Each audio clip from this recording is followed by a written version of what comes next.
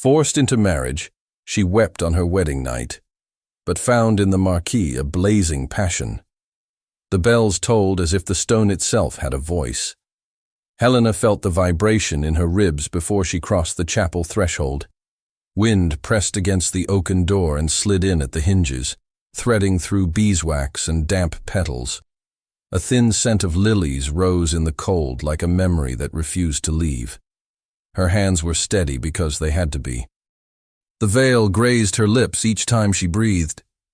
She kept her eyes forward, counting the flagstones by color, by flaws in the slate, by anything other than the faces turned to witness a union born of necessity. He was there already, composed beneath the arch. Tall, dark coat cut with military precision, the white of his linen a flashing line against somber cloth. The Marquis of Northbridge did not fidget. He did not glance at the doors. He watched her approach with the restraint of a man who had trained himself to endure anything and to show nothing. The bells gave one more strike, slightly off the moment.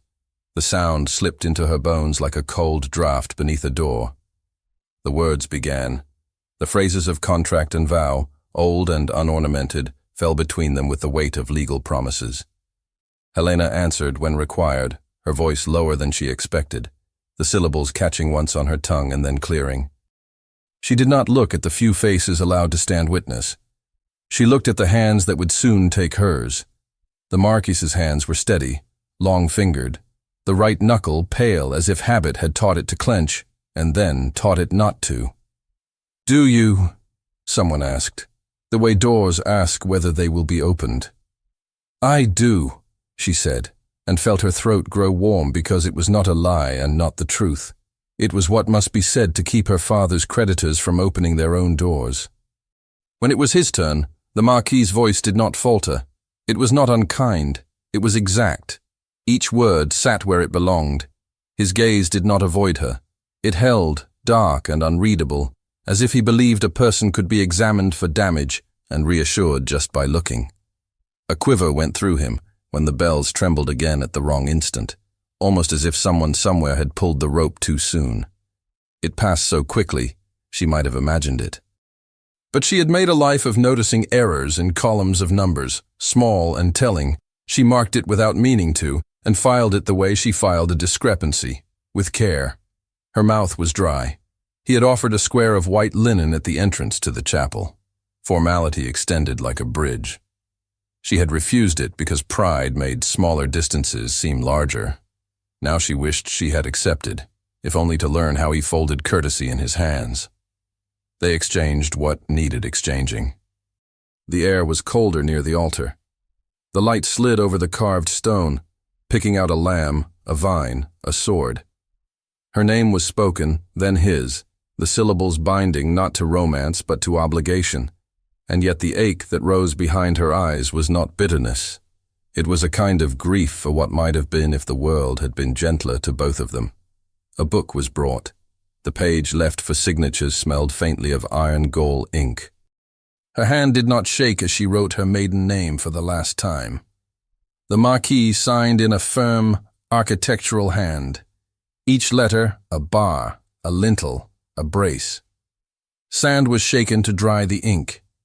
She watched the grains glitter and felt very suddenly that the ground beneath them all was only ground and could not catch a person if she fell. When they turned, the small congregation murmured the low approval society knows how to produce at will. Helena did not meet anyone's eyes. She allowed the veil to veil. He offered his arm. She took it. The contact surprised her, warmth beneath wool. The fabric rasped lightly as they moved together down the narrow nave. He was careful not to set too brisk a pace. He modulated his stride for hers without seeming to. The bells ceased. The door opened to the corridor. Quieter air welcomed them, layered with the smells of polished wood, hearth smoke, and the faint sharpness of iron from a poker leaned against stone. A lamp on a bracket threw an amber ellipse onto the wall. She kept her hand light on his sleeve. He kept his forearm firm as if any weight she might place upon it would be accepted without comment. At the chamber threshold she paused, because pausing was the only thing that was hers to choose. He registered it with the smallest turn of the head, and did not urge her forward. The veil shifted against her cheek. She felt how the house listened for them. "Lady Northbridge," he said at last in that clear, tempered tone, and only that, no promises, no claims. "Marquis," she returned, the single word both address and boundary. He opened the door and stood aside. The room beyond was warm and meant to be gentle. A low fire worked past the first blaze into the deeper, even heat that keeps hands from going numb. A bed hung with dull blue damask, weighted like a stage it had not asked to be part of. A small table held a decanter and 2 glasses. A warming pan leaned against a hearth tile, its copper face a pale, dull sun. A basin stood upon a stand with folded linen. Helena stepped in. The floorboards under the carpet gave a small, soft sigh. She did not know where to put her hands. A maid appeared and disappeared with the discretion of a well-trained ghost, taking pins, gathering them on a little velvet cushion, leaving behind the faint metallic scent of hairpins that had warmed against a scalp. When the last pin loosened, a narrow strip of white silk whispered free of her hair and slid down her shoulder. It fell to the floor as if silk could be a sound. She reached for it. He was there before her, not hurried, just near. He bent and lifted the ribbon with a measured, one-handed grace, as if anything that belonged to her must be touched without haste. He held it for a breath, palm open, silk coiling upon itself like something alive, then looked at her. "Your ribbon," he said, the 2 words careful, not presuming entitlement. "Thank you," she answered, equally careful, and kept her hands at her sides because reaching would have meant something she did not yet know how to mean. He set the ribbon upon the dressing table. The lamplight made it paler. She stood nearby, aware of the way the heat tugged at the back of her legs, the way the cool air made the skin of her arms pebble beneath the light weight of silk. Her throat tightened around breath. She could not see how to begin such a night except by not beginning it. He did not press. He went to the fire and took up the poker, tilting one log so it sank and settled, sending a brief rosy fountain of sparks that scattered and died. "You will be comfortable," he said, and it should have been a platitude, but he turned the phrase in his mouth as if he meant to take it seriously. "We will try to be," she said lightly, because lightness was a tool sometimes, though it fit her now like someone else's glove. He did not smile, but the corner of his mouth softened, which in such a face felt like more than most men would have given. He poured 2 small measures from the decanter. The liquid caught light. He brought one to her with the air of a man offering a negotiation he hoped would succeed. "To warmth," he said, nothing more. "To warmth," she echoed, the words landing like a truce on a map they had not yet drawn. They sat in 2 chairs, angled not quite toward each other, not quite apart. The fire cradled silence. Cloth rustled softly when she moved. Outside, somewhere distant, a door eased shut with the tired sigh of old wood. She listened to her own breath, because listening to his felt dangerous. He took his time with the glass. He set it down half full. He removed his gloves and placed them on the small table with the care of a man keeping order when order was mercy. With unhurried movements, he slipped off his coat and folded it, laying it across the back of a chair, and in the doing revealed a body accustomed to discipline as well as the scar of posture. It was not that the room was cold, but a fine sheen of damp gathered at his temple, like someone who has come in from a wind and has yet to feel warmed all the way through. Helena watched without staring, a talent learned in counting houses and crowded parlors, seeing without making a spectacle of seeing. Her mouth softened into an involuntary, almost smile when she realized his precision was a form of kindness here, not control. He was giving her space, and space in a room like this was oxygen. His eyes slid to the ribbon without moving his head. It lay on the dressing table like a bright line. He did not look at it again.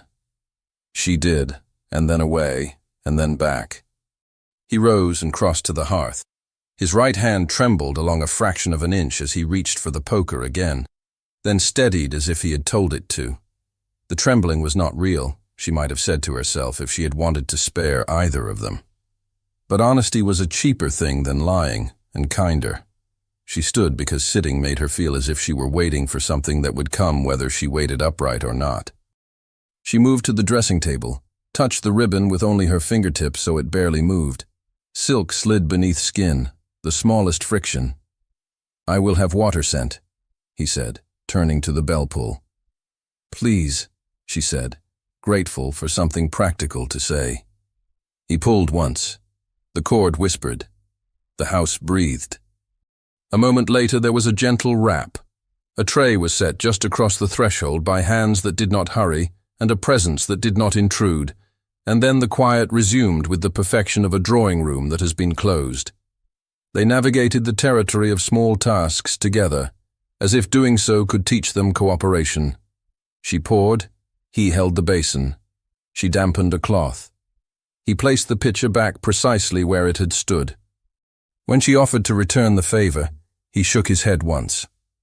"I am well," he said, and even his refusal was gentle. "You look tired," she answered, testing a narrow span of honesty, and waited to see if it would snap. "Only today," he said. They did not speak the truth that days make weeks, and weeks make lives. They did not speak of her father or of the ledgers in her head, or of the arithmetic that had set them here. The omission was not false. It was kindness. Both of them recognized it and decided to let the decision stand for now. "You will sleep," he said after a moment, and the unadorned sentence contained more generosity than an elaborate declaration would have. "Yes," she said, though she did not believe it.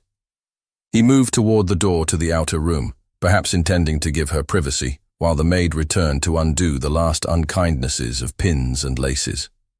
He paused, as if calculating whether speaking again would make things better or worse, and chose not to. When the maid had done and gone, leaving the small, sweet scent of soap and violet water, Helena stood before the fire and allowed herself exactly 2 tears. They were not noticed by anyone who would repeat them. The heat dried them almost at once. She touched the ribbon's edge again. Habit wanted to tie it back into her hair where it belonged. Instinct wanted to hide it. She did neither. She let it lie.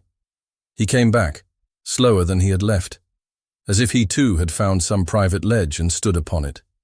He accepted the distance the room offered. He did not tell her to come. He did not ask. He stood where a man stands who recognizes that power can bruise and decides, even tired, not to bruise anything. The fire shifted. A coal caved softly in on itself with a sigh and a scatter of cinders. "Do you want the curtains drawn?" he asked, nodding toward the bed. "No," she said, meeting his eyes because not to would have been another kind of fear. "Not yet." "Very well," he said. A light tapping came from the corridor. Not urgent, not contrived. The everyday knock of a house functioning as it should. He turned his head, and she felt something draw tight in her chest, because ordinary interruptions can carry extraordinary things. "Come," he said, his voice steady. A narrow tray appeared over the threshold, the bearer gone almost before their eyes had adjusted to the door's opening. Upon it lay a folded paper sealed in red wax. The seal was unbroken. The paper had the slightly heavy weight of something meant to impress. No name was legible from a distance. No flourish announced a friend. He took it. The paper made that particular sound good paper makes. He looked at the seal. He did not change countenance. He did not ask her permission to open it or inquire whether she might wish to read it. He did not break the wax. She waited. The heat of the fire touched her ankles. Her heart touched the back of her throat. The room watched, if rooms can be said to. He crossed to the hearth. He stood very still for the space of 3 breaths, as if measuring an argument on some invisible scale. He turned the folded paper once in his hand. The seal gleamed. He did not break it. "Is it important?" Helena asked. And the question was simple, which is the most dangerous kind. "It does not deserve to be," he said, each word precise, and in the way he said it, lived the fact that he had already decided how much life he would grant whatever it contained. He held the corner of the paper between finger and thumb and lowered it toward the bed of coals. Flame took the paper in one soft lick. The wax bubbled and darkened, an insect hum of sound. Smoke rose as a gray ribbon and wrote its brief script on the air. She found she was holding her breath. She let it go because breath is not a thing to waste. "You did not read it," she said, not as accusation but as observation, and perhaps as a test she was not sure she wanted to grade. "No," he said. "Why?" "Because it was written to make me do something other than this," he said, without looking away from the fire. And she did not know whether this meant their marriage or his refusal or the ridiculous, dangerous kindness of letting a person cry twice without comment. The edges of the paper curled inward. Her eyes fell to the white ash forming, the way it powdered and then lifted and then fell again, like weather. The wax went black and then dull red and then was gone, only a blistered dot where a crest had been. She stepped closer because the desire to see was stronger than the decent impulse to leave a man alone with what he chose not to read. The heat warned her back at the last inch, stinging the thin skin over her knuckles. He did not move away. He did not tell her to be careful. He watched the burning with the same attentiveness he had given to the vows. It seemed to her for an instant that he was carrying two kinds of fire and measuring which would go out first. The last corner held stubbornly. A little rectangle of white stayed white longer than the rest, defying, then surrendering. Flame licked and folded it to a black rim. A line of ink, no longer words, darkened and broke. Helena opened her mouth to ask him another question and closed it, because questions can be instruments as sharp as knives, and because the only answer that mattered would not be given tonight. He reached for the poker. He nudged the charred paper farther into the coals until it belonged wholly to the fire and not at all to any human hand. He put the poker down. He looked at her then, directly. Something in his face had steadied, or perhaps something had released. It was like the feeling after a bell stops, silence still ringing in your ears. She wanted to say, "Tell me." She wanted to say, "I will not harm you." She wanted to say, "I am already too far in to retreat with dignity." She said, "Shall I ring for more wood?" Because sometimes humility is the only available courage. "Thank you," he said. And in the thanks, there was as much truth as if he had said 10 dozen more important things. She took the cord and pulled gently. The bell's voice carried away down the corridor. The room made a space for the future in the form of 2 new logs laid upon old coals. He went to his folded coat and lifted it without thought, and the silk ribbon she had left upon the dressing table was not upon the dressing table any longer. He did not pocket it while she watched. He had done that before she knew to watch. Men are capable of such acts of stealth when the purpose is not conquest, but protection. She thought, wildly and without reason, that perhaps he intended to give it back to her when she had earned it. Then she scolded herself for the word, because people are not prizes and vows are not coins. Still, the image stood, stubborn as ash that will not blow free. Footsteps moved somewhere beyond the door and stopped. The last corner of the burned note broke loose and rose in a slow, pale spiral, and in the hush that followed, a single firm step halted outside the threshold.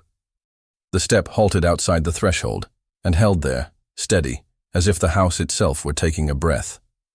Helena looked at the door. The Marquis did not move. Heat from the hearth hummed against the hush.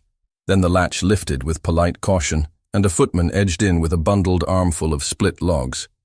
His gaze stayed just low enough to see without seeing. "Forgive the hour, my lord," he said. "Mr. Ellis thought more wood might be welcome." "Thank you," the Marquis replied. The logs touched the hearthrug and made a dull, good sound. Resin bled a clean scent. The footman withdrew almost before the words had fully settled, the door closing in a hush of leather hinges and oiled iron. Silence came back. It had weight, like a thick curtain. The fire cracked and unbent a blackened edge of paper into new ash. "I will take the outer room," he said, as if the decision had always been ordinary. "You will not be disturbed." "Thank you," she answered, and the two words felt like a piece of furniture she had moved often, a chair lifted precisely so it would not scrape the floor. He inclined his head and turned, a man maintaining line in a narrow hallway. At the connecting door he paused long enough to add, without dressing it in anything, "If you need anything, pull the bell." She could think of 6 things she might need that had no bell pull, and said, "I will," because he had offered the only practical power the moment could hold. The door clicked into its keep. The fire dipped, then rose. She stood until standing became an act of defiance against a room that had been arranged to soften surrender. The bed curtains hung like a question. The decanter reflected light on its round shoulder. The ribbon was gone from the dressing table. She went to the hearth and sat. Heat rolled against her shins. Close to the grate, the bed of coals glowed in muffled reds and oranges, little cities on a map seen from a night coach. The outline of the burned paper showed briefly, delicate as a leaf skeleton, then collapsed into itself. Her throat tightened. She did not cry. Tears were a currency, and she spent them with care. She turned her cheek to the back of her hand until the hot cold of skin and fire taught her to breathe again. In the outer room, a sound of cloth and wood indicated a chair being set back, a coat folded. He had taken her ribbon. She could not decide whether the theft was presumption or shield. Perhaps both, depending on who one chose to be about it. She rose at last and let the maid undo the last laces with fingers that stayed efficient even as she yawned behind her teeth. The maid departed with a soft good night and a glance at the fire that calculated how long it would hold a banked heart. Helena climbed into the bed because pretending a chair could defeat exhaustion would be foolish. She left the curtains open. The linen was cool and smelled of starch. She lay on her side and listened. Someone moved in the outer room and then stilled. The house had its own music, the faint tread of a watcher in the corridor, the wind at the leaded panes, a settling creak where 2 beams had known each other for 2 centuries and still found things to discuss. Sleep came the way water fills a basin, a slow reach, a final, soft flood. She woke before light, the kind of waking that has no cause but itself. The room was grey-blue at the edges. The coals, now low and moon-red, held just enough heat to show the grate's pattern. Her hand lifted of its own accord and reached for the ribbon that was not there. Habit is a faster mind than reason. She sat up. The dressing table's surface shone faintly with the polish a maid had given it. On the wood lay a small coil of white silk, tidy, as if arranged by someone who respected the thing and what it meant. He had placed it there at some point between his taking it and now. It sat waiting like a promise that did not demand to be believed to be true. She looked toward the door to the outer room. Silence answered. A light fanned in at the curtain seam. Dawn touched the moor, and the moor sent it into the house. Birds had the insolent courage to sing. Somewhere a boot hit a flagstone. Someone yawned. Someone laughed low and was shushed. Morning began. She swung her legs from the bed. Cold reached for her feet and then gave up when she slipped them into slippers. She tied the ribbon around her wrist, not her hair. The silk lay against her pulse like a quiet oath. The bell rope hung within reach. She pulled once. The maid came with hot water, towels, a simple gown suited to morning. They worked without conversation until the last pin was coaxed into its cushion. "Will you take breakfast in the small dining room, my lady?" the maid asked. "Or shall I have a tray brought here?" "In the dining room," Helena said. The house would have to be faced the way sea must be faced when one lives by a coast. She left the chamber and found the corridor cool and clean, wide enough to make a person feel slowed by its dignity. Portraits watched. A coat of arms carved above the stair took the light in its shallow cuts. On her left, a tall window showed the courtyard where 2 grooms were slinging pails in practiced arcs. Coffee scented the air like a rumour. She reached the small dining room on the first floor. It had a window toward the east, and now the sun pushed a pale band across the table and lit the silver with honest light. The butler stood with that perpetual knowledge of an entire building's needs held behind his eyes. "My lady," he said, inclining, "my lord is on his way." A footman relieved her of the slight shawl she had taken against a draught she had not met. He moved a chair for her. A domed cover lifted to let out steam, the meat-sweet smell of smoked haddock, the clean lift of eggs. A little army of spoons, forks, and knives stood like troops awaiting a general's nod. She sat. Small panic scratched her ribs at the sight of 3 spoons that seemed to be arguing about their purposes. The Marquis entered. He paused, as if measuring whether he would disturb a calculation, and then greeted her. "Good morning," he said, tone a measured offering, no presuming closeness, no distance calculated to wound. "Good morning," she returned, and found a smile for the room because rooms notice if a person is at war with them. The butler poured coffee. It ran dark and promising. The Marquis took his seat opposite, the sun lighting the edge of his jaw and making a mild halo of the steam curling from his cup. She looked again at the spoons. He followed the direction of her glance without appearing to. His mouth arranged itself at one corner again, not a smile, precisely a kindness. "The small one likes eggs," he said. "The larger for soup we will not have until noon. The longest is for the custard, Mrs. Hales will refuse us, because she is certain we will faint if we have it in the morning. The egg has a preference?" She heard the dry patience in her own voice, and was faintly astonished to find it there so early. "It may be a stubborn egg," he said. "One must conciliate eggs when possible." "Conciliate," she repeated, and the word folded itself into her like a small laugh she permitted to exist. "I shall attempt it." She set the tiny spoon to the egg cup and felt an almost childish relief when it worked, because it meant the day would allow at least one small victory. He pretended not to see the relief, and therefore saw it with grace. A plate went down before him. He took only a little. He seemed to eat food because a human does, not because he enjoyed proving anything he could do to it. "Will you walk the estate this morning?" he asked, as if he had meant to ask, and was glad to have reached it. "If I will not hinder business," she said.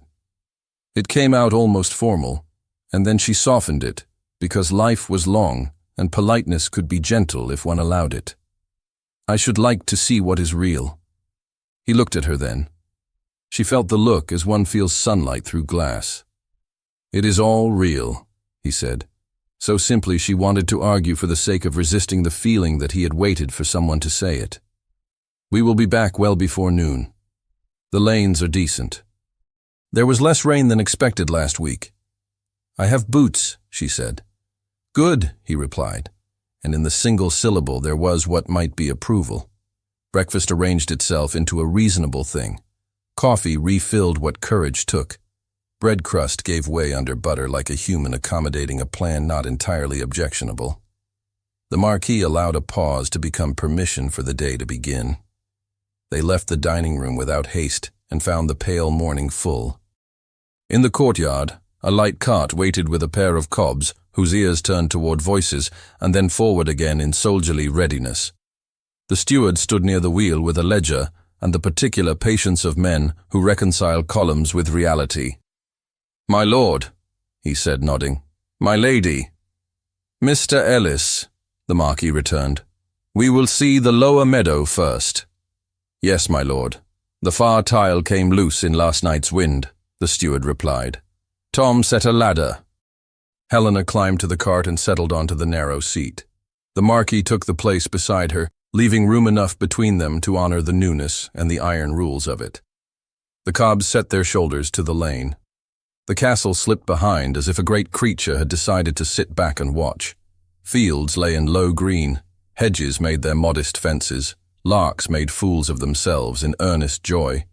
The air had that clean smell loudly called cold by those who do not live with it daily. They passed a cottage where smoke rose straight up from a low roof. A woman looked up from a wash basket and dipped her head without dropping her smile entirely. Helena noted the patched place on the thatch. The way the replacement reed was a shade paler, the neatness with which it had been laid. "You see it," the Marquis observed, without specifying what "it" was. "Yes," she said. There was no point pretending. "The thatch will match by next month." "By next rain," he corrected mildly, and the exchange left behind it a little warmth that was not fire. They reached the lower meadow. The steward's Tom had set the ladder as promised. A corner tile of a feeding shed had lifted. The Marquis stepped down and set his gloved hand to the rung, testing it, then handed off his gloves and went up with the unshowy competence of someone who has done so before. Wind caught his coat at his shoulders and made a dark flag. "Careful," Helena said, then regretted it, because caution can become insult if pressed on a person already careful. He looked down and the glance did not chide her for caring. He set the tile right, checked its mate, and came down without haste. "Thank you," said the steward, and it did not sound as if he had been required to say it by rank. They moved on. At a wellhead, he lifted the bucket and let it fall, listening not for echo, but for the way the chain moved in its groove. At a barn, he shouldered the weight of a poorly hung door and saw the hinge needed a slim wedge rather than a complaint to the carpenter. He spoke to a boy with a splinter in his palm and removed it with clean hands and a clean knife. He did not ask for thanks. He accepted them when they were given. Helena watched the transformations. In London she had seen men pretend at care with speeches. This was quieter. It was something that happened between one thing and the next, leaving the next better. The bell in the distant tower marked the quarter. The sound travelled on the wind and caught him a fraction off guard. His breath paused. It resumed almost at once. He set his shoulders as if he had remembered something and refused to be its servant. She said nothing. She kept pace. She had the sudden, unwelcome wish to reach for his sleeve and anchor him to the day. She folded the wish small and put it where it could not embarrass either of them. By mid-morning, they turned the cart back toward the house. Clouds were forming in elaborate scrolls along the horizon, not yet threatening, only hinting at the drama rain likes to bring to moor and mind. "There will be weather by afternoon," the Marquis said. "We shall want to see the gutters before it arrives." "Do gutters mind being seen?" she asked, to keep him easy and herself in the habit of speech. "They misbehave when unobserved," he said, with a shade of dryness. "They are like cousins of certain sorts." She breathed a near laugh. He did not chase it. That was kindness, too. The castle received them with moderate fuss. It is proud to be useful. In the great hall, a table had been set with cold meats, bread, and a little decanter of sherry for those who believed in such things at noon. A clock ticked with the confidence of an old retainer who has never been late in his life. A maid darted past with a folded cloth clutched to her middle and a look of panic appropriate only to someone newly employed and lost. Helena stepped into the library while the Marquis spoke with the steward about repairs.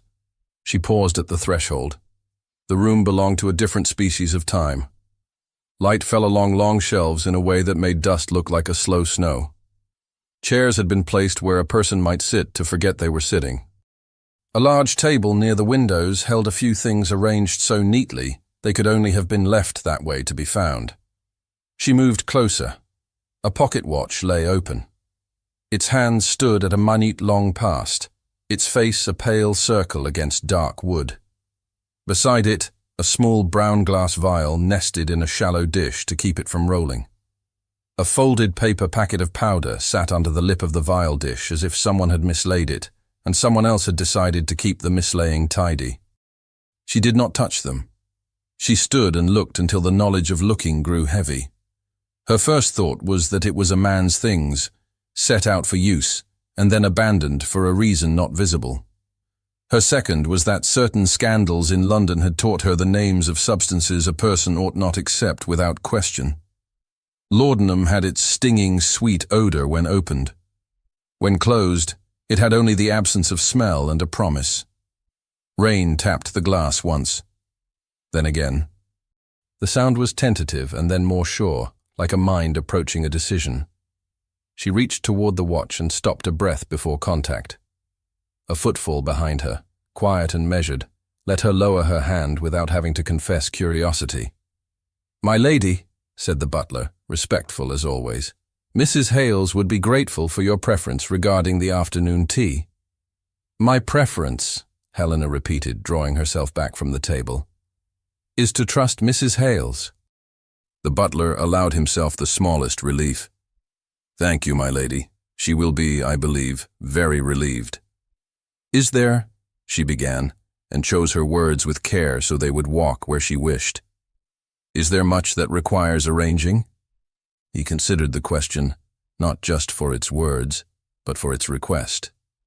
My lord's cousin proposed to him this morning that a small gathering might greet the new Marchioness properly.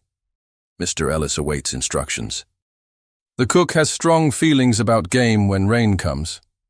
"So there will be a gathering," she said, because the line between statement and question would tell her whether she was being informed or invited to think. "My lord did not refuse his cousin's proposal," the butler said, which was the sort of answer one gave when a decision had been made and left open in the way that important decisions sometimes are when time and propriety must catch up to them. "Of course," she said. "If Mr. Ellis requires a hand with lists, I have fingers suited to columns." "I will tell him," the butler replied, with a look that registered her offer as more than politeness, and then he was gone with the quiet competence of one who knows what must happen before anyone else notices it has.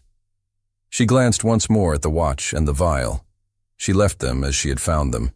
Some questions would be asked in rooms that were not public. Some questions deserved answers only when answers were ready to be true. She returned to the hall. The Marquis lifted his head from a short conversation with the steward, as if a line drawn in a ledger had met its mate and made sense. "We will need candles for tonight," the steward said. "If the rain comes hard, the draught finds the joints." "See to it," the Marquis replied. His eyes slid to Helena, then away, like a man resisting the habit of asking a thing aloud. After noon, the house reoriented itself. Rain came in clean sheets, and then in slanted blows. It drummed and then snared and then settled into a steady hand. The air inside turned to the intimacy only weather can give. The housekeeper's keys made a sound like a very small bell as she walked. The cook sent up the smells of butter and thyme as a statement of intent. Footmen polished what was already polished, because the occupation kept them from envying the rain's freedom. Helena found the rhythm of the place and let her pulse learn it. She stood in the doorway to the small parlor where ledgers were kept and asked the steward to show her the household books. He hesitated for the length of one breath, and then laid them open. She ran a finger down a column of outlay and did not judge it, only learned it. He watched the way she watched and relaxed. "Lord Everley has a list," the steward said, because one speaks of such things when they cannot be unspoken. "Guests from 3 houses. A gentleman from town to demonstrate a new instrument. 2 ladies known to the late Marchioness." "The list," she said. "May I see it?" He handed it to her with the carefulness of a man making a statement about who belongs to what.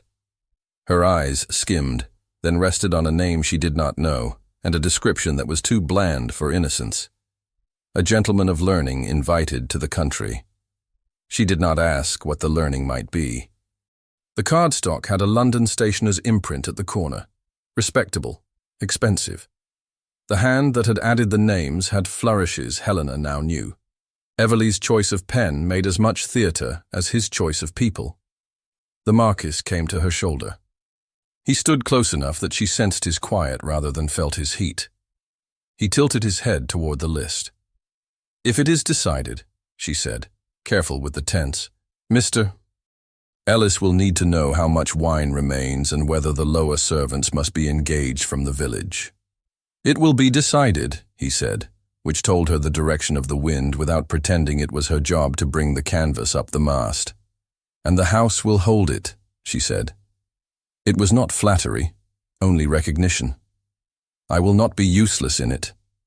"You are not useless," he said, and the word "not" did more work than any compliment would have. He turned toward the hall. The butler came forward, as if summoned by a thought rather than a bell. The Marquis nodded once. "Proceed." "Yes, my lord." Orders travelled like the threads in good cloth, seen only if one looked closely. The housekeeper revised linens. The cook altered menus to suit reign and appetite. The steward made figures march in the ledger's columns like good soldiers. A groom was sent to the village with 3 envelopes and 1 card placed under the butler's paperweight to wait for the next coach into town. Helena stood by the window and watched rain write itself down the glass. It made the world beyond a water painting, the trees reduced to wash and pale trunk. She pressed her wrist where the ribbon lay, and the silk warmed to her pulse. The Marquis crossed the hall and paused by the long table where papers gathered and were sorted in a daily tide. He lifted 1 envelope and set it down again. He took up a blank card, wrote a name in a tight, controlled hand, sanded the ink, and watched the sand flick into its dish. He placed the card beneath the butler's paperweight, a square of marble that had held more than one decision in its time. "Will you read in the library?" he asked, turning toward her. "I will try to read," she said. "The rain has better voices." He accepted the answer like a man who believed books waited patiently. He glanced toward the eastern windows. Lightning made a low, distant seam along the edge of the moor. "It will strike nearby and then pass," he said. "We have had the tower checked." "The gutters," she said, remembering. "Done," he returned, and something in his tone told her the house had been secured against more than water. Dusk moved in early under the weight of cloud. Lamps were brought to life one by one. Shadows bent themselves to furniture. The kitchen sent up a sound like purring when the oven doors opened and closed. The butler lifted the paperweight and slid the card toward the nearest light. The name, once revealed, looked like the shape of a thought she did not wish to have. He covered it again, efficient, as if he had seen her look and chose not to. "Shall I send the groom now, my lord?" he asked. "If the lane holds," the Marquis said. "No further than the village tonight." "Yes, my lord." Helena returned to their chamber to change her shoes. The room had been put to rights. The ribbon lay again on the dressing table, coiled as if silk could think. She touched it with the back of her finger and felt the question in it, the question the house had begun to ask without words.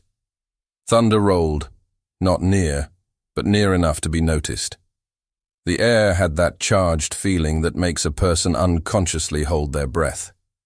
In the hall, the butler lifted the marble from the card one last time. Ink dried dark and certain. The seal fell with a practiced press. The groom took the letters in his leather pouch. He set his hat, put his shoulders to the storm, and stepped out, while under the weight of polished stone, a single card addressed to a gentleman in town waited for delivery with the storm crouched over the moor.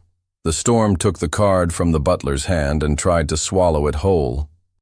Rain pressed at the door as the groom stepped out with his leather pouch tight to his chest.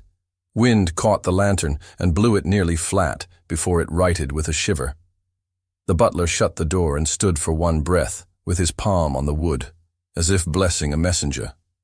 The marble paperweight sat again on the long table, claiming another card underneath, a name addressed to town, while the house turned itself inside out for company. Helena remained at the window until the rain began to sheet sideways. The glass went from clear to blind and back again.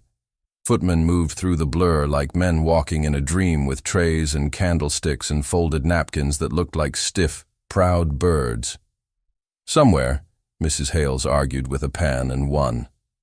The housekeeper counted linen with a rosary's attention, and then counted again. "Shall I lay the yellow service, my lady?" the maid asked at her elbow, breathless from errands. "The white," Helena said, then caught herself and added, softer, "The white keeps its head in a storm." "Yes, my lady." The answer traveled. White porcelain appeared and settled into place. On her dressing table, the white silk ribbon lay coiled like a sedate thought. She lifted it and tied it at her inner wrist, under the fall of her sleeve, where it could think with her pulse. Night did not yield easily. It stalked along the corridors and tugged at the candles until the men came with snuffers and trimmed the wicks into clean points of flame.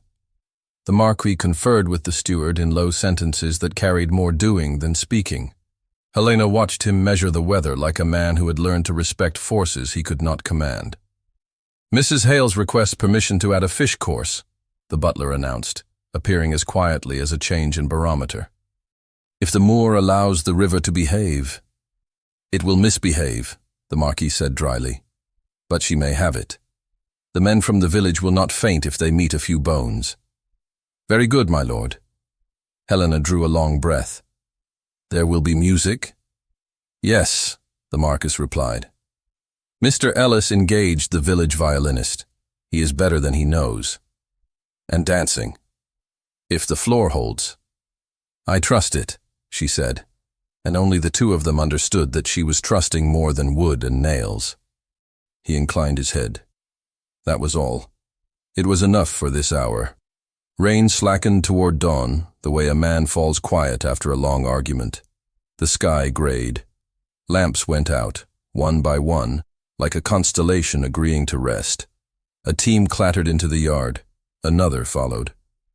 Carriages took the gravel with the authority of those who believed invitations to be a species of law. The house tightened its bodice and smiled. Helena stood at the head of the stair with the housekeeper just behind, ready to be useful if usefulness was requested. She knew how to be arranged as something lovely in a room, and allowed it, though her hands itched for a list, a sum, a task that would prove she belonged. The Marquis came to her side and gave her his arm. The gesture was formal. The warmth of him was not. "Lady Northbridge," the butler intoned as the first carriage stopped. "Lord Everley." Silas Everley brought the weather in with him without getting wet. He stepped over the threshold in a coat that knew London and smiled the way a cat smiles to convince a room it has always been welcome. "Cousin," he said, easy as wine, looking past the Marquis only enough to let Helena know he saw her. "And the new Marchioness." "Radiant.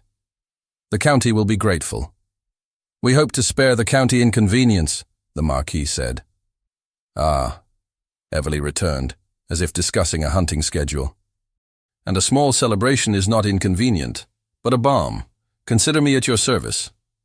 "I will," the Marquis replied, and the slight curve of silence around the words warned any listener with an ear. Behind Everley, a man in a dark, well-cut coat and traveling hat stepped in and removed the hat with careful hands. He had the tidy economy of someone who prefers to touch objects rather than people. The butler accepted the hat without comment. The man's gaze tracked the stair, the hall, the bell rope. One flick, one mark, one note written where rubrics go. He bowed to Helena at a proper angle. "Doctor," Everley said in that friendly way that makes the word light, "do you not find country air refreshing?" "I find it different," the physician replied, voice even. "I am obliged by your hospitality." "Northbridge hospitality is a county proverb," Everley said to the room at large, and the room, being polite, did not contradict him. Helena smoothed her glove as one might smooth the surface of calm water, and the ribbon under her sleeve shifted against her skin like a hidden ally. "Welcome," she said, and heard the layer under her voice that told the trained not to presume more than welcome. More guests followed. A gentleman and his wife from the neighboring estate with a fixed smile between them. Two ladies whose gowns proposed that fashion could protect a person from rain. The violinist from the village arrived pale with importance and bright with pride, carrying his case as if it held his heart.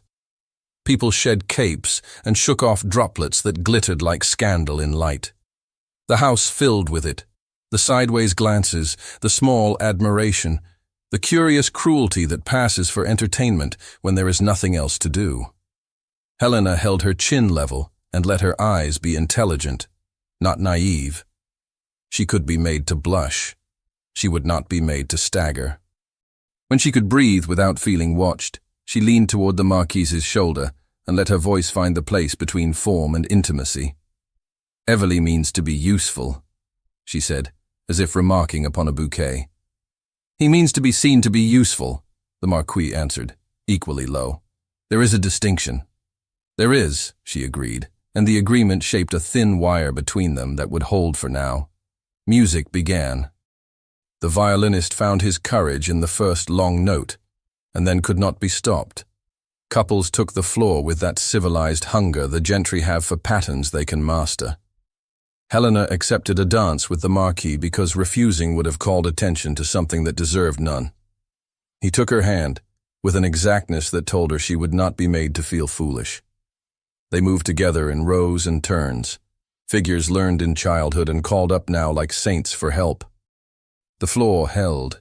The house seemed to approve. It happened on the third set. The chapel bell, perhaps unsettled by the storm, offered a single brazen clang at an hour that did not require it. It cut the music across the middle like a blade through silk. She felt him still. It lasted long enough to count to 2, no more. His hand on hers went rigid, and then remembered itself. He resumed. No one who did not care would have seen. She did. The physician did. Everly smiled without teeth. When the dance ended, the Marquis bowed as if nothing had passed through him but music. He stepped aside and gave claim to other partners. Everly intercepted him with a toast that pretended to be gracious and felt like a bird trap. "To health," Everly said, lifting a glass. "To peace," the Marquis answered. "To whatever allows us to sleep," Everly added, eyes bland as cream. "Structure," the Marquis said. Helena turned away because not every battlefield needs a witness. She let a lady submerge her in talk of ribbons and church flowers and the cost of candles. The ribbon under her sleeve lay warm, an anchor for a ship that had not yet broken its moorings. A footman passed with wine. His hand jarred at the wrong instant. Claret ran sudden as blood onto the Marquis's cuff. "My lord!" The apology came too quickly, too rehearsed. "It is nothing," the Marquis said, most of his attention on keeping his hand level. The smallest tremor fought him. He won, but the victory cost invisible coin. The physician was there without being seen to move, offering a cloth already folded to the right shape. The Marquis took it and wiped his cuff with the quiet dignity of a man choosing not to see an insult, because to see it would give it strength. Helena's chest tightened. She took a step toward him. Everly pivoted to intercept, a smile easy, and a voice pitched as if making conversation about the weather. "You must find the house lonely when the west wing is shut," he said to her, eyes innocent of anything but concern. "I told Northbridge he should open it for his bride. Air does much." "The house keeps our comfort without entire openness," Helena replied. "Air can be found in rooms built for it." "But secrecy can stifle," Everly murmured, just for her. "There's care and there's concealment. A delicate line, and a durable one," she returned, "when kept by a good hand." He laughed softly. "Ah, brave. You will make him admit he needs you. How fortunate that your arrival solves so many inconveniences at once." She tilted her head. "Inconveniences. You know how debt collects like damp," he said. "You sweep it out, but it finds the corners. Your father must bless your courage." "Lord Everly," she said, and the name stopped him as effectively as a closed door. "A person who speaks of damp should own a mop." He lifted his hands. "Touché. Let us say only that families help families. And if one could ensure a cousin exempts himself from strain, well, one is a cousin for a reason." He melted into the next group before she could hazard a reply that would show her teeth. She stood with her breath caught, unspeaking. The violin slid into a waltz and blurred the edges of conversation. She watched the Marquis give the physician a nod meant for any gentleman offering a handkerchief. She watched the physician accept it, as if it were proof of his place. A matron approached Helena with a smile sharpened for gossip. "Your husband bears a name that keeps the county respectable," she said sweetly.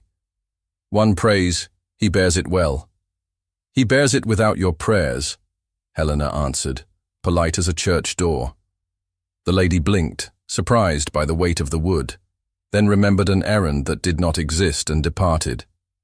Helena exhaled, slow. She found the steward at the edge of the room, a ledger in his hand because comfort wears many costumes. "Mr. Ellis," she said under the music. "My lady. The list you showed me, has everyone arrived?" "Yes, my lady, except the gentleman from town. Send a groom at first light. He will go." She let the conversation end where it could do no harm and returned to the Marquis nearly at the same moment he turned toward her. Their eyes met across 2 paces of polished floor. It felt farther. "Will you," he asked in a tone chosen for a crowd, "be at ease if you retire early?" "I am not tired," she said, which was not quite true. "But I will not keep you from your guests." "They are not mine," he said. "They belong to weather and opportunity." "I suppose we all do," she murmured. And then, because subtext suffocates when given no air, added gently, "If there is anything I must know, tell me now." "Only that the storm makes men foolish," he said. "And that I will not have you harmed by it." "Storms do not ask permission," she returned. "They arrive. I can still bar certain doors," he said. She felt the words catch in her. He had not told her to leave. He had not asked her to stay. He offered a door. She looked at it and at him, and could not tell which was kinder. He glanced toward the physician, then toward Everly speaking to a clump of men as if reciting a small play, written only for malice. He made a decision she did not hear but felt. "After breakfast," he said, quiet and final, "you will go to town for a few days. You will be more comfortable there while we finish with this weather." "Finish," she repeated, and it was a small word with many rooms. "Do you think it will be finished when I return?" "I mean to make it so." "And I mean to stand here," she said, the plea inside the sentence covered by silk. "With you. You will stand better if not aimed at," he said. "Do not ask me to pretend otherwise." Her eyes stung. It was not rejection. It felt like it. She nodded, because there are times when argument appears valiant and is only vanity. "If you will send," she said, very calm, "for the carriage after breakfast, I will be ready." He inclined his head. That was all. That was the harm. That was the care. Music filled the room again, mercifully. Conversation climbed back up the walls like ivy. The physician smiled a thin smile at no one in particular. Everly took a glass he did not need and admired the storm through a window as if he had ordered it. Helena left the hall when she could do so without making a trail. In her chamber, she opened a small writing box and took out paper, a pen, a bit of sand for drying. The table's polished surface reflected her hand like a ghost. She wrote only a few lines. Truth does not require ornaments. She folded the sheet and closed it with a wafer. She drew off the ribbon from her wrist and bound the letter with it, crossing, tying, smoothing the silk with her thumb, as if the act could steady the man who would read it. She placed the letter on the center of the dressing table, where no tidy hand could move it without noticing. "Will you need assistance, my lady?" the maid asked softly from the door. "Not yet," Helena said. "In the morning." When she turned to lift a shawl from a chair, the door moved at the edge of her vision. She looked back at the table. The letter lay where she had left it. She exhaled, set the shawl down, and crossed to the hearth to stir the coals. It took half a minute. When she returned, the ribbon lay unbound on the polished wood, as if it had never held anything at all. The letter was not where the ribbon was. Her breath stopped. She did not cry out. She picked up the silk and felt it cool and unhelpful in her fingers. She searched the obvious places a neat creature might move a paper to, under the tray, beside the mirror, in the blotter. Nothing. The maid had gone to fetch hot water. The corridor held its evening quiet as if it had been made of wool. She thought of Everly's precise hands and the physician's precise eyes, and swallowed fury and fear together until they tasted the same. Sleep did not take her easily that night, but it came as all fatigue does. She woke to a morning that had washed its face. The sky was the pale of a watered silk. The house smelled of rug beating and resolute coffee. She put on a traveling dress that could handle town and country both. She did not look for the letter again because looking would be an admission. Downstairs, breakfast occurred, as if the previous night had been an illustration, rather than a wound. Spoons stood at attention. Bread offered itself. The Marquis did not ask whether she had changed her mind. He would not ask. He walked with her to the door as any correct husband would. Everly materialized near the stairs and tipped an invisible hat to them both. "Safe roads," he said warmly. "The lanes can be cruel after rain." "They are better than most men," Helena replied pleasantly. He laughed, let the sound show his teeth, and moved aside. The carriage waited, lamps already doused for daylight. The coachman sat straight on the box with a look that said he had driven in worse and would do so again. The maid took her place inside with the exactness of a soldier. Helena placed one hand on the doorframe and felt the wood, felt the house swell and shrink with breath, felt the ribbon at her wrist like a pulse that was not hers alone. The Marquis stood below the step. He did not kiss her hand. He did not touch her arm. He said, close and low, "Send word when you arrive." She nodded. It was all she could manage without saying something that would pull the whole careful fabric apart. She climbed in, the door shut. The interior smelled faintly of leather and lavender. The coachman called to the horses. Reins tightened, wheels rolled. At that exact moment, two men in sober coats walked under the portico with Rain on their shoulders and a clerk at their back, the physician in their shadow, and lifted stamped papers in official hands, while one of them raised his palm toward the coach to halt it. The hand lifted to halt the coach froze Helena at the hinge of choice. Rain had washed the yard clean, but the sky held more. The coachman's reins tightened, then loosened a fraction as he weighed the raised palm against the order already given. The maid's gloved fingers gripped the strap. Outside, two men in sober coats stood beside the physician, their papers folded and sealed, their purpose stamped into the posture of their shoulders. Helena put her hand to the door latch. It was cold, and the cold steadied her. "Stop," she said to the coachman, her voice clear through the small window. "Wait." The carriage eased back to stillness. The physician's face was the mask of a man who preferred quiet rooms. The taller official inclined his head with the courtesy of someone who knows power obviates the need for rudeness. "My lady," he said, "we are come with application regarding the soundness of—" "I am aware of what you are come to do," Helena replied, and the ribbon at her wrist pressed into her skin as if to remind her of a better purpose. "You may speak to the butler. He will inform my husband." The Marquis stepped from the house before the butler could. He had not put on haste like a cloak. He had come with the same steady economy that made him bearable in a storm. For a breath, his eyes found the coach window. She felt the look as if it were a hand. Then he turned to the men with the seal. "You will wait," he said. Not a question, not a plea. A statement of order in his own yard. "We are authorized to," the shorter man began. "You will wait," the Marquis repeated. "In my hall. My butler will see you out of the rain." His voice did not lift.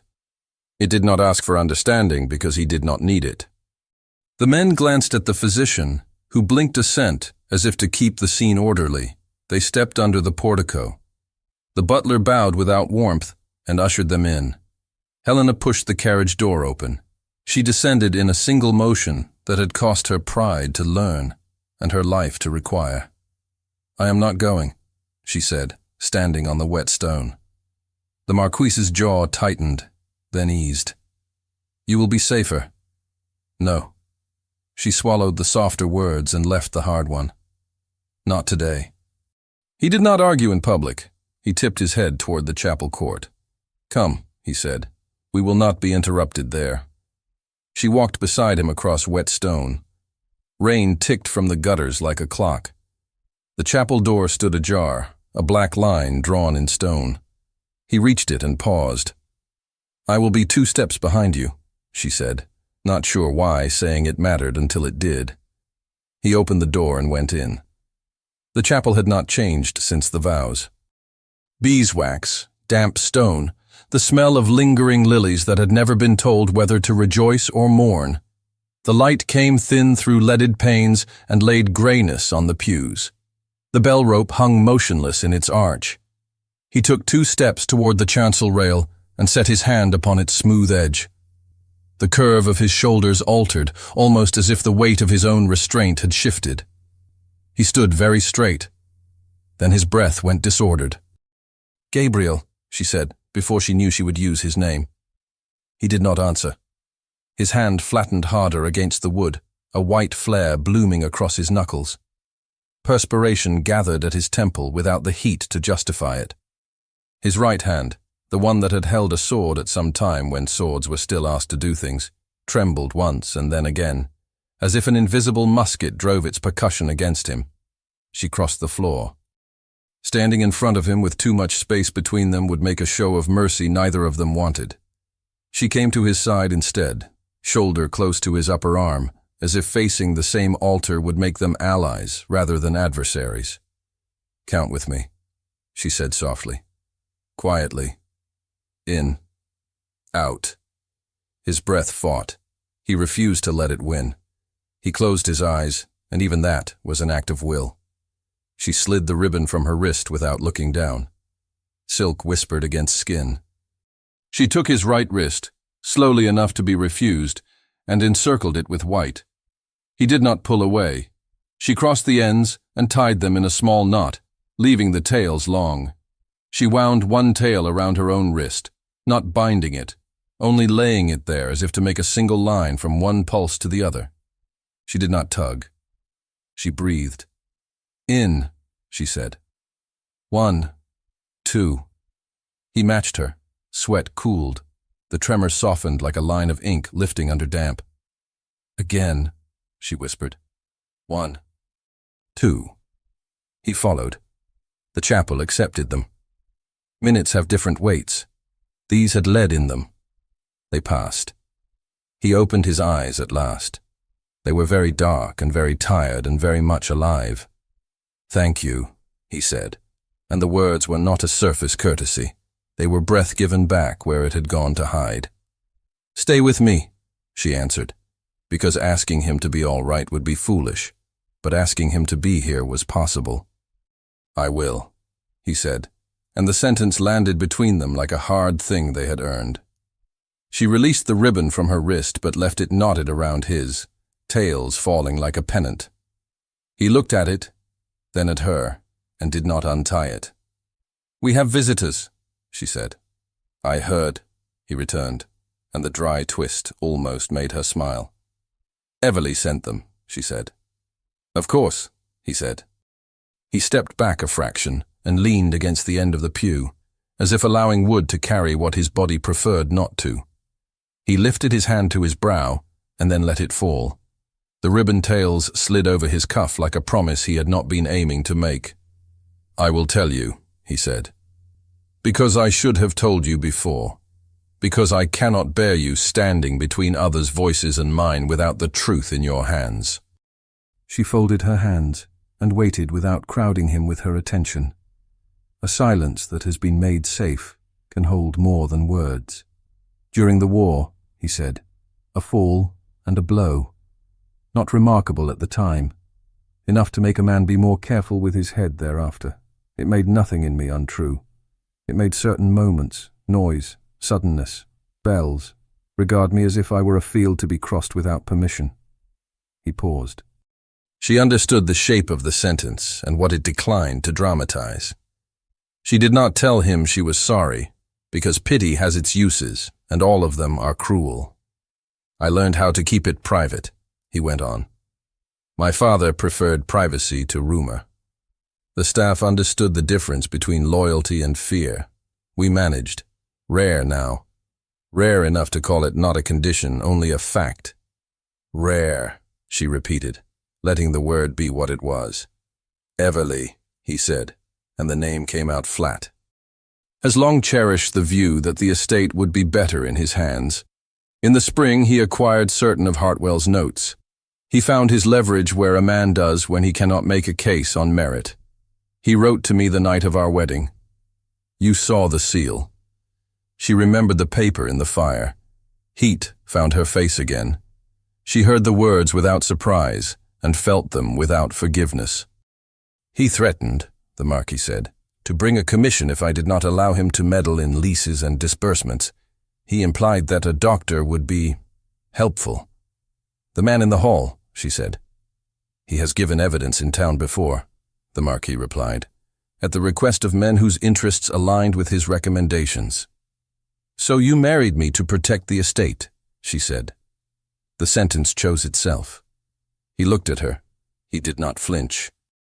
I married you because I needed an ally who could not be bought and because your father required relief. That is the unromantic truth.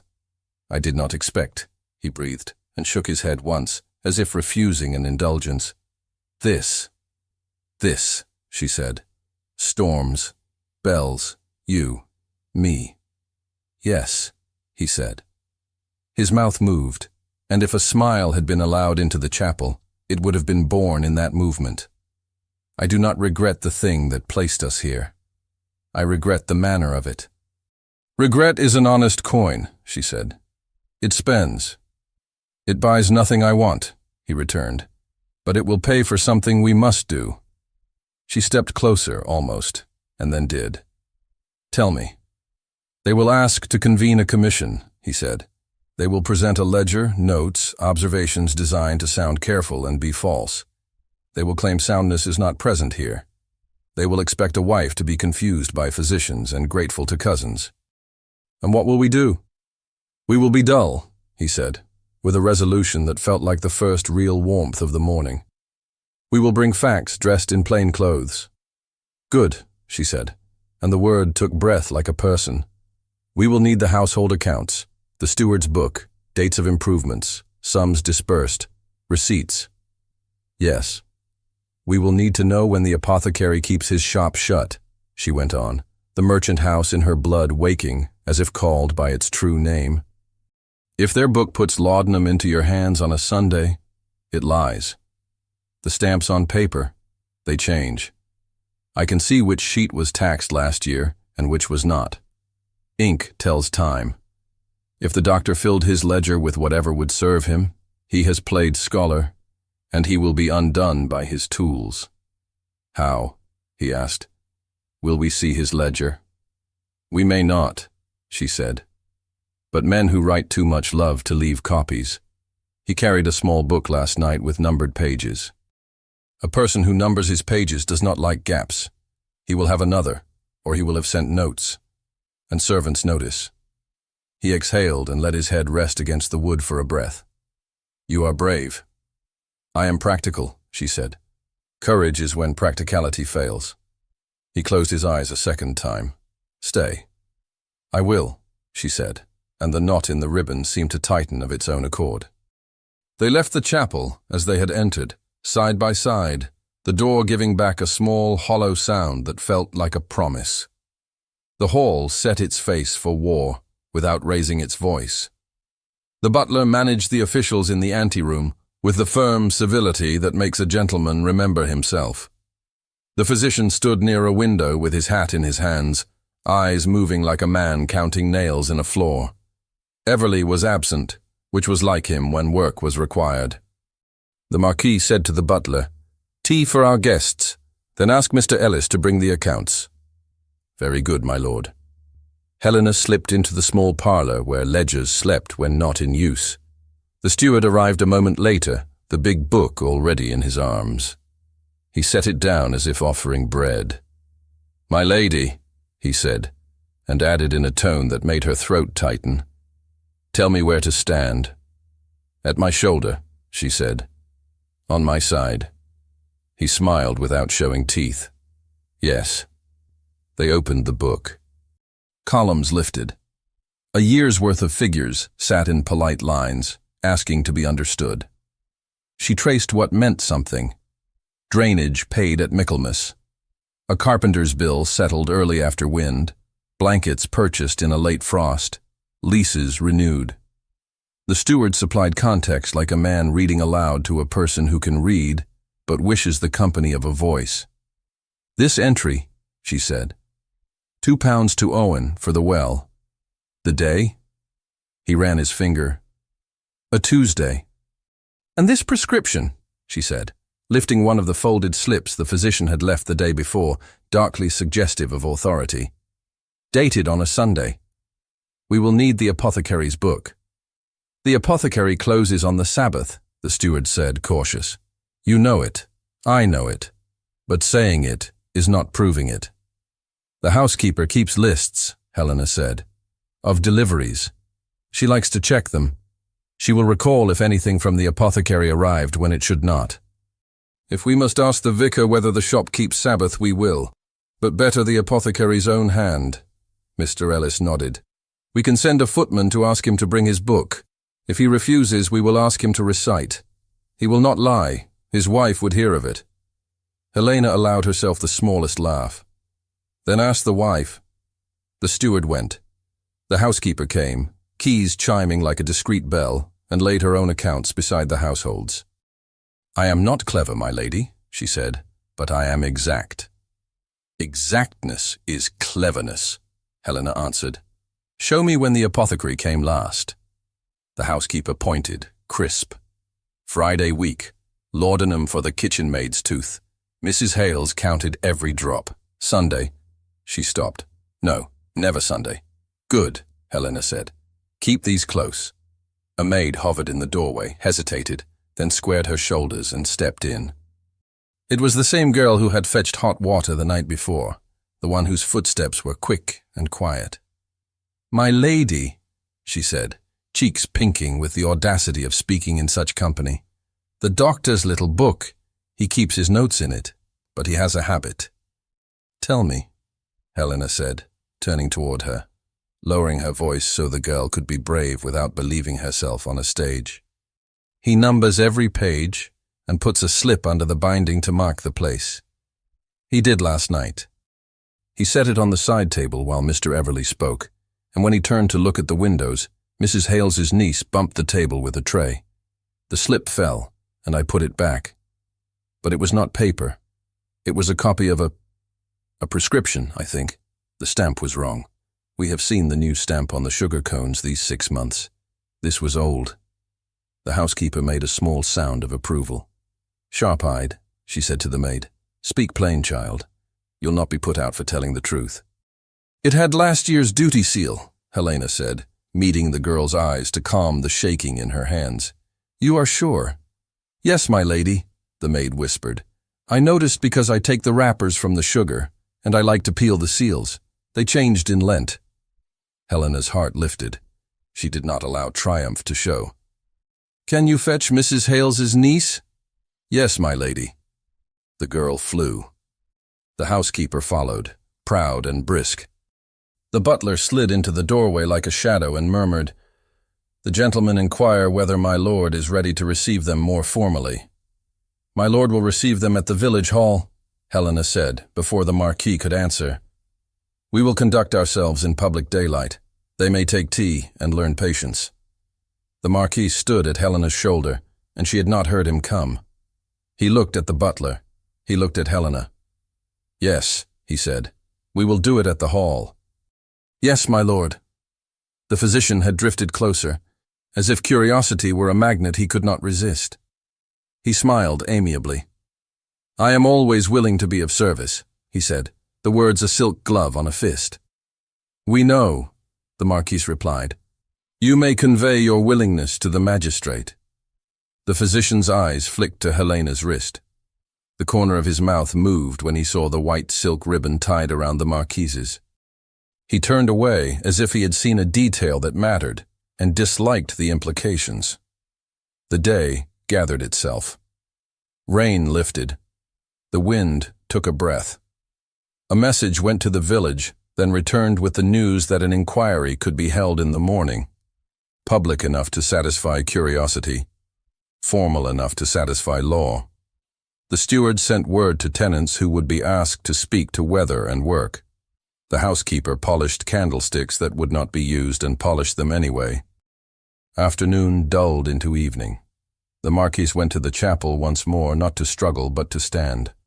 Helena followed and took the ribbon from his wrist and tied it in a loop around the bell rope, low where a hand could grasp it without ceremony. He raised a brow. "So we remember to breathe," she said. "So we remember what we choose." He touched the loop lightly with his thumb. "We will not need it," he said. "Perhaps not," she returned, and allowed the hope to sit between them like a candle with a high, clean flame. They walked back through the court in step. In the hall, the officials looked up with the impatience of men kept waiting by those whom they do not recognize as their betters. The butler offered them another cup. They declined and asked to be lodged. They were told the village inn had space. "Tomorrow," the Marquis said to them. "At 10. "At 10, the taller man agreed, offended and affronted, and forced to be polite. They left in a whisper of coats.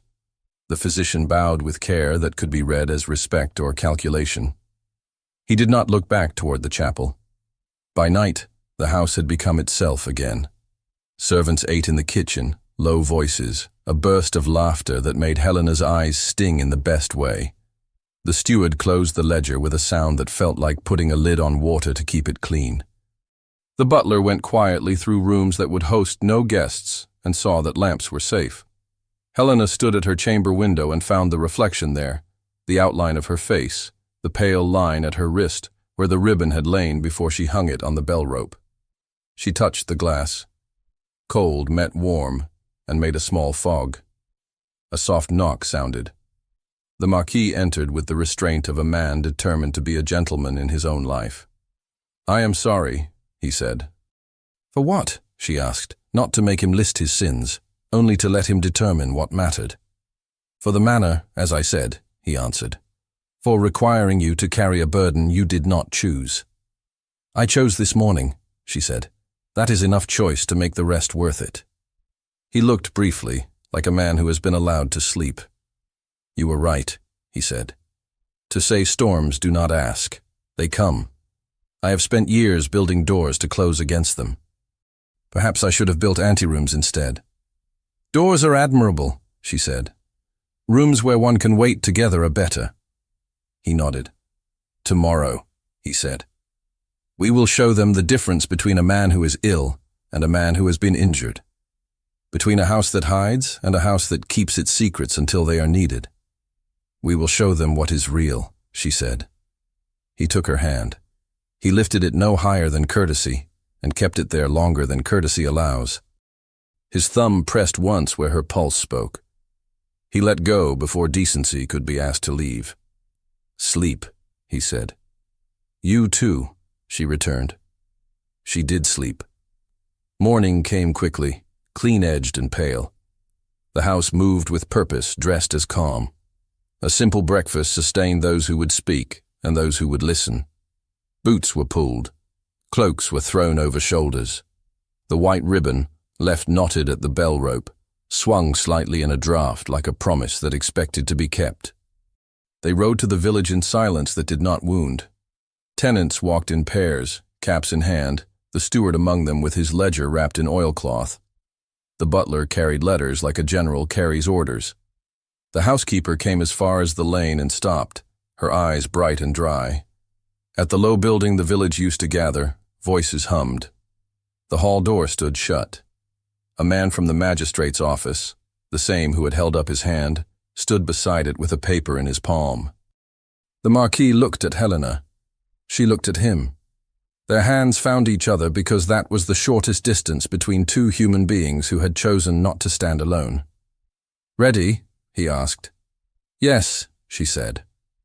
They stepped forward together and stood before the door, their fingers still joined, as the latch lifted from within and the wood began to open on the hour they had made their own. The door opened on a room full of breath held too long. Helena felt the change in the air the way a sailor feels wind shift. The village hall was small enough to see every face and large enough to fit every opinion. Benches had been pulled forward and filled. Coats steamed against the walls. The magistrate sat at a trestle with two officials from Chancery on either side, papers stacked like a low fort. The physician kept to the edge of a window and held his hat like a shield. "Mr." Ellis stood with the tenants and the butler, the ledger wrapped in oilcloth in the steward's hands. Gabriel stepped forward with her. His hand released hers only at the last moment, because there is a point beyond which a private gesture becomes a public argument. She felt the absence as a cool patch on her palm and let it steady her. The official on the left cleared his throat. "We will proceed," he said, too loud, as if to convince himself of the room's obedience. "An application has been made to inquire into the soundness of mind of Gabriel Ashbourne, Marquis of Northbridge." Helena did not wait to be asked whether she would sit. She did not sit. She stepped to the front, where the trestle table could look her in the face, and gave her name without ornament. "I am Helena Ashbourne," she said, and her voice was not large, but it did not need to be. The room bent to hear her.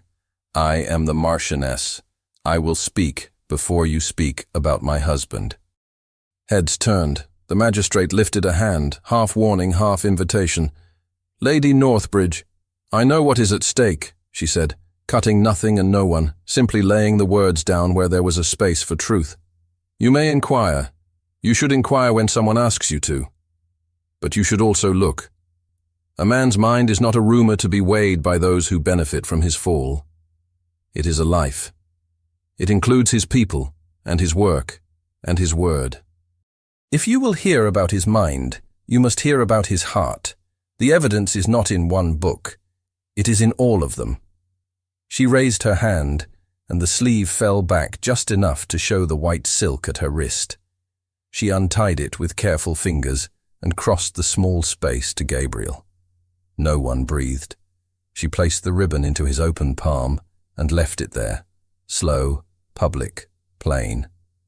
"It belongs here," she said, so quiet only he could have heard, and the room nonetheless understood. He closed his hand around the silk with a control that trembled and held. He inclined his head the tiniest degree. She turned back to the table and nodded to the magistrate like a woman who knew the cost of courtesy and paid it. "You may proceed," she said.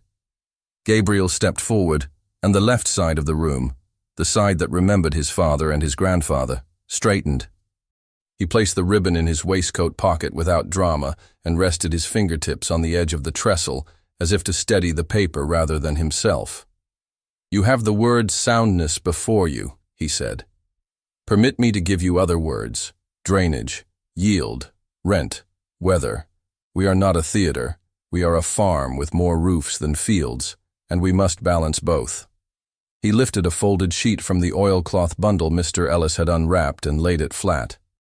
It was a plan, drawn in a firm hand, of the lower meadows drains, lines and arrows and notes that spoke a language of cold logic and wet ground. "This," he said, touching the lines, "was put in after Michaelmas. The water that used to sit and rot the roots now runs in stone channels under the field and is carried into the ditch near the lane. You may ask the man who laid those stones whether I knew my own plan. He is here." A tenant with a weathered face and a Sunday coat rose awkwardly, cap in his hands. "Aye, he knew it," he said, voice climbing and then settling. "Set a string hisself. Said there's a drop on it 1 inch in every 2 yards. It does run that way, my lord, pardon." "No need to pardon," the magistrate said, with the faintest twitch of a smile. Gabriel moved to the next sheet. The bridge on Withers Brook. It was replaced rather than mended because mending would have failed by wit. "Joseph?" he asked, without looking down to see if the carter was present, because he knew he was. "Aye," Joseph said from the back, proud as a trumpet. "Saved me 1/2 mile each way. Got the barley in before that last rain when the old bridge would have made me wait and then sink me for the waiting." Helena watched him humbly master his own accomplishments, laying them out not as triumph but as accounting. The steward's ledger came open with soft authority. "Mr. Ellis read figures in low tones that were neither defensive nor boastful. The room had to lean in to hear, and so it heard. "Blankets," Gabriel said. "In the freeze. Mrs. Hart." He corrected himself with the smallest interruption. because the old habit had almost given Helena her maiden name, and he would not permit even that slight of her. Mrs. Hales kept a list. 20 blankets purchased, distributed with names. You may ask those names. He gestured. An old woman with a headscarf rose. We had the baby then, she said. She had a cough. My lord sent coal, right enough. It was Mrs. Hales sent the coal, Gabriel said gently. From your money, the woman returned, chin up, and it burned the same. The official on the left shifted and tried to make paper sound like authority again. My lord, no one disputes your generosity. The question is, whether your mind is— You will not finish that sentence without my answering it first, Gabriel replied, the edge in his tone nothing like anger and everything like dignity. I am not a poet. I am not a saint. I am a man who can draw a plan, reckon a field, and remember to leave a gate as I found it. If a bell strikes wrong, my body will remember other thunder for a breath. That is not unsoundness. That is memory. If a cousin wishes to make a field out of a man, that is not care. That is a trespass. A small, nervous laugh ran through the back benches, and then died, ashamed of itself. Silence returned, the respectful kind. Helena stepped forward when he stepped back. She set both hands on the trestle and let the paper beneath her fingers remind her of all the tables where she had counted in order to survive. You have heard of drains and bridges, she said. Hear now of ink. The physician's eyes flicked to her hands and away again, as if he did not like seeing his favorite subject taken away from him. These are the slips the doctor left the house, she said, lifting the folded papers with their tidy script, the dosage amounts in a hand that hid behind neatness. Observe the dates. Observe the day names written beside them by the butler, who keeps his own habit of order. The magistrate took the top slip and peered. The official on the right leaned in. It reads Sunday, the magistrate said. It does, Helena answered. And here is the apothecary's ledger from the village. Mr. Ellis asked him to bring it. He is too shy to speak, but his book is bolder. You may turn to the page. You will see that on the day in question the shop is marked shut. The vicar will tell you the same. He never sells on the Sabbath. If laudanum was dispensed, it was dispensed in a room where stamps and dates were not seen as law, but as something to be tidied afterward. She did not look at the physician because humiliation is not necessary for truth to do its work. She slid another slip forward. The duty stamp, she said. Tax on paper changed in Lent this year. The sugar cones we receive wear the new seal. So do receipts from the mercer and the smith. This one wears last year's. The doctor's little book numbers its pages. When the slip fell, a maid saw the wrong seal and put it back. If he had torn it out, the numbers would have shouted at us. If he kept it, the seal would whisper. Either way, the truth would speak. The official on the left shrank a degree. The official on the right shifted his elbow away from the physician's hat. The housekeeper came forward at Helena's nod, her keys quiet at her waist. We do not buy on the Sabbath, she said crisply. We do not receive on the Sabbath. We don't open the door except for God or a birth. And God don't send laudanum, a tenant muttered with reverence misdirected, and got an elbow from his wife. The room breathed again. The physician tried to smile. It had no home on his face. Records can be mistaken, he said. The mind is more delicate than drains. It is also stronger, Helena returned. We are speaking of facts. The mind lives beside facts. It does not hide from them when it is clear. Everly appeared in the doorway, late and smooth, having chosen a dramatic entrance over an honest hour. He took in the room with a glance that counted friends as assets and strangers as numbers. He smiled. He opened his mouth. Lord Everly, Gabriel said without turning, you are welcome to sit. You are not welcome to speak for me. Dear cousin, Everly replied, easing fully into the room with his hands spread in a gesture that asked to be forgiven for arriving anywhere. I speak only for the county's peace. The county will find peace, Gabriel said, in the truth. He stepped back and placed his hand on the bench behind him as if to lay claim to wood that had seen weddings and funerals and harvest meetings and would now see sense if there was any left to see. He looked at Helena. For an instant, the hall vanished, and they were two people in a smaller room where air and light and fear and courage had learned the dance they would need for this. And she felt her chest loosen because he was with her. Not behind. Not in front. With. The magistrate cleared his throat and looked down, then up, then down again. He had the expression of a man who would have liked to avoid attention and had instead stumbled into a moment when someone would remember him for having done the right thing. "Doctor," he said evenly, "your ledger, if you please." The physician produced the little book with numbered pages. He set it on the trestle as if it were an altar. The magistrate lifted it and ran his finger down a page and came to the place where a slip had been returned under the binding haphazardly. The corner of the slip bore a stamp slightly off-center and wrong by a season. He glanced at the apothecary's big book. He nodded once to himself, then again to the room. "Gentlemen," he said to the officials, "we have evidence that certain entries are irregular. We have heard plain testimony regarding estate management. We have observed the subject of this inquiry speak with clarity and answer with control. We have weighed the motives of the petitioner as they show themselves without requiring us to impugn anyone's relations. Is there sufficient ground to proceed with a commission?" The officials conferred in a lean of shoulders and soft paper noises. The left one looked temporarily at the physician as if he had expected more competence for his half-past London fee. The right one shook his head once, just enough to count for decision. "There is not," he said. "There is not," echoed the other, more reluctantly. The magistrate sat back. Relief settled over the room like warmth. It did not explode. It exhaled. Someone clapped by instinct and stopped, embarrassed, and then laughter broke the embarrassment, and clapping followed, and then it transformed into an old parish habit.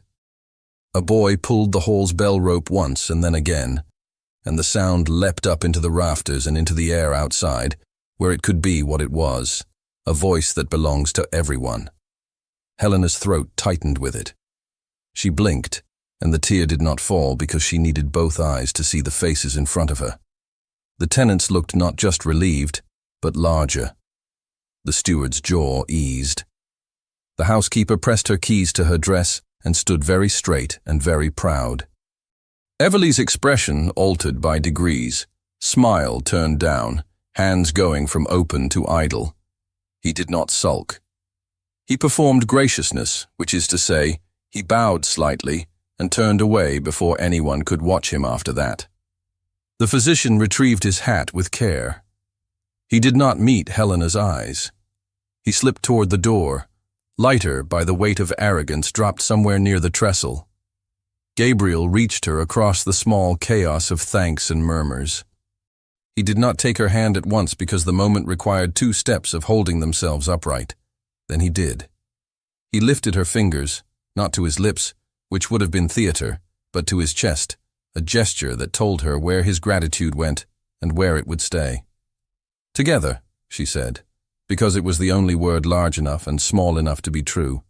"Together," he returned, and the word fitted them like a well-sewn seam. Outside, the bell continued its untidy jubilance. The hall began to empty, with that cheerful disorder English people like to pretend they dislike. Men clapped other men on the shoulder. Women pressed hands. Children who had been shushed were given leave to chatter, then shushed again out of habit. The magistrate shook Gabriel's hand without flourish. Mr. Ellis tucked the ledger under his arm and looked 10 years younger. The butler drew himself up 1 full inch taller and hid a smile by turning aside to conserve his dignity for another day. Gabriel flicked a glance toward the chapel spire just visible over the cottages. Helena nodded. The movement of agreement traveled through him. They walked the lane without a cloak, despite the thin wind that teased at edges. The churchyard gate gave its small, familiar complaint, and then allowed them through. The chapel door was, as always, as they had left it. Inside, nothing had changed, and therefore everything had. The rope hung from its beam with a loop of white silk tied low. Helena touched the loop. Her fingers closed around it as if greeting an ally. Gabriel placed his hand over hers. She felt the strength there and the care inside the strength, and it remade something she had thought would always be brittle. "Shall we?" she asked, because asking is its own grace. "We shall," he said. They pulled together. The bell spoke a true hour. The sound filled the small chapel, then expanded, found the air, rolled out across the moor and into the houses and into the field edges and into the barns, into anything that would take it and carry it on. When the rope stilled, they let their hands linger. Silk lay soft under his palm and warm under hers. He looked at her there, in the light that came sideways through the leaded glass, and smiled not like a man practiced in drawbridges and retreat, but like a man whose walls had learned to make rooms rather than prisons. "I could not have done this," he said quietly. "Without you." "You should not have had to," she answered. "But I am glad you did not try." He laughed, a short, warm sound like a match struck and catching. "I am not clever with thanks," he said. "You are better with plans," she returned. "We will make those next." "We will," he promised. They walked back to the hall and were congratulated all over again, which they bore with the patience of people who preferred work to praise. Then they let the hall empty, and the lane, and the court. The house received them with the intimacy that follows strain. It was only afternoon, but the light had that soft quality weather sometimes grants as apology. The library called them without voice. They went there because the books watched without gossip and the chairs did not misunderstand elation for invitation. He closed the door. He did not lock it. He did not need to. Trust, once chosen, makes better bolts than brass. They stood too close to be formal and not close enough to be unkind. In that space, only two people who have saved each other can learn. He lifted his hand to her cheek and stopped a breath away from touching, to give her the option of retreat. She leaned into his palm and made retreat impossible by making it unnecessary. "Gabriel," she said. The name now fitted into her mouth like a word she had always known and simply not used. "Helena," he answered, her name an oath and an apology and a vow in one. He bent his head. He kissed her not as one demands but as one recognizes, and she answered not with hunger at first, but with the relief of a thing allowed, then with hunger, because relief made room for it. The kiss was not hungry for damage, it was hungry for shelter. They allowed themselves that house. When they drew apart, it was not because the moment ended, but because people must sometimes breathe. He rested his forehead against hers, the way he had rested his hand on the pew to survive, and she felt his breath and let hers answer it. "Stay," he said again, though he knew the answer. "I will," she said, and the room believed her because she did.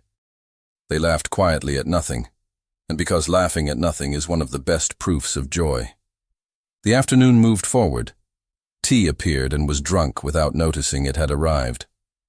The housekeeper came to the threshold and looked in once and saw that all was well and withdrew with a look of satisfaction that would have fed any kitchen for a week if kitchens could eat pride. Toward evening, the sky lifted a corner of cloud and let light in over the moor. Lanterns were set in the courtyard, not in celebration, simply because someone remembered they could be beautiful while being useful. Bread came from the ovens with its rough, nutty smell, and even the butler was seen accepting a crust. They walked out under the new light. He offered his arm. She took it, a choice, not a truce. The ribbon lay wrapped in his fingers, and then, with a gesture as casual as breathing and as deliberate as speech, he lifted it and tied it in her hair. Not tight, not to restrain, only to adorn. "May I?" he asked, as if he had not already done it. "You may," she said, amused and softened, because consent can be oval and music, not just a hard yes and no. His fingertips lingered a second at the ribbon's end. He traced the silk with a care that made it a promise again, better for having been used for so many things, and found equal to them. He followed the line of it until it vanished into her hair, and stayed there. The bell gave the hour in the distance, the sound unremarkable and therefore perfect. People moved in the yard like figures in a kindly play. Mr. Ellis passed with his ledger under his arm and pretended he had always held it so lightly. The housekeeper stood in an open door and let the smell of baking go out into the evening, as if it were a rumor she liked to start. The steward's boy ran across the cobbles to chase a dog who would not be caught and laughed aloud in a way that made future days look possible. Helena leaned her head against Gabriel's shoulder for a breath and then lifted it, because leaning is best when shared, not when depended upon. He turned his face toward hers, and in the last of the light his expression was unguarded and whole. "Home?" he asked, and did not mean the building. "Home," she said, and meant him. Thank you so much for listening to this story all the way to the end. We hope it moved you as much as it moved us while telling it. We'd love to hear your thoughts. Leave us a comment telling us where you're listening from and what you liked the most. Rate this story from 0 to 10. What score would you give it? If you enjoyed this story, don't forget to subscribe to the channel and leave a like as a show of support. That really motivates us to keep creating and sharing more stories full of emotion and life lessons. And before we go, we want to remind you that an exciting and heartwarming story recommendation will appear on the final screen. If you'd like to enjoy it, just click on the video.